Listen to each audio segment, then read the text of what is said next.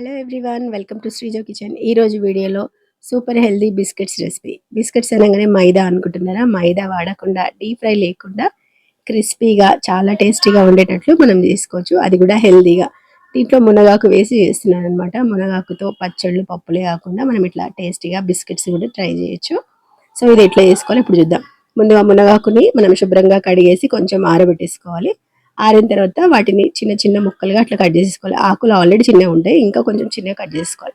తర్వాత ఒక ప్లేట్లోకి గోధుమ పిండిని వేసుకోవాలి. 1.5 కప్ వేస్తున్నాం. దాంట్లోకి కొంచెం వామని అట్లా నలిపేసుకోవాలి.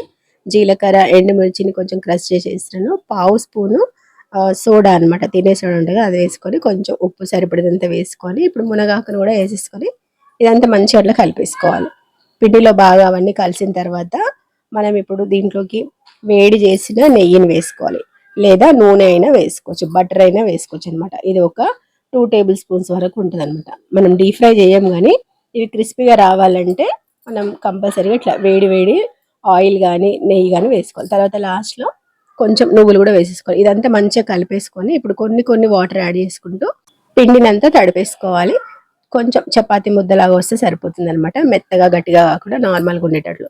దాంట్లో నుంచి ఒక హాఫ్ పార్ట్ తీసేసుకొని మనం నార్మల్గా చపాతీ ఎట్లా రోల్ చేస్తే అట్లా వేసేసుకోవాలి. మరీ సన్నగా కాకుండా మరీ లావుగా కాకుండా మీడియంగా. బిస్కెట్స్ అంటే మనకి ఎట్లా ఉంటే ఆ సైజులో చేసుకోవాలన్నమాట.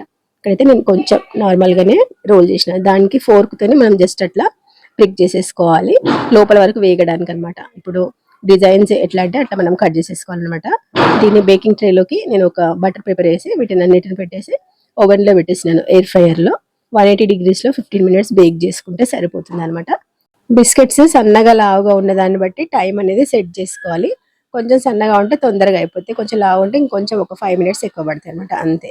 జస్ట్ అట్లా అడ్జస్ట్ చేసుకుంటూ మనం వీటిని బేక్ చేసేసుకుంటే డీప్ ఫ్రై లేకుండా ఓవెన్లోనే మంచిగా ఇట్లా హెల్తీగా మనం బిస్కెట్స్ ట్రై చేయొచ్చు.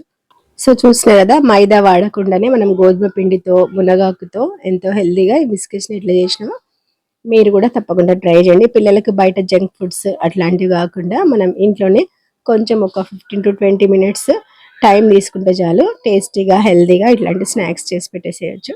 సో వీడియో వస్తే తప్పకుండా ట్రై చేయండి, లైక్ చేయండి, షేర్ చేయండి. ఫస్ట్ టైం నా ఛానల్ని చూస్తుంటే కనుక సబ్స్క్రైబ్ చేసుకోండి. Thanks for watching. Bye bye.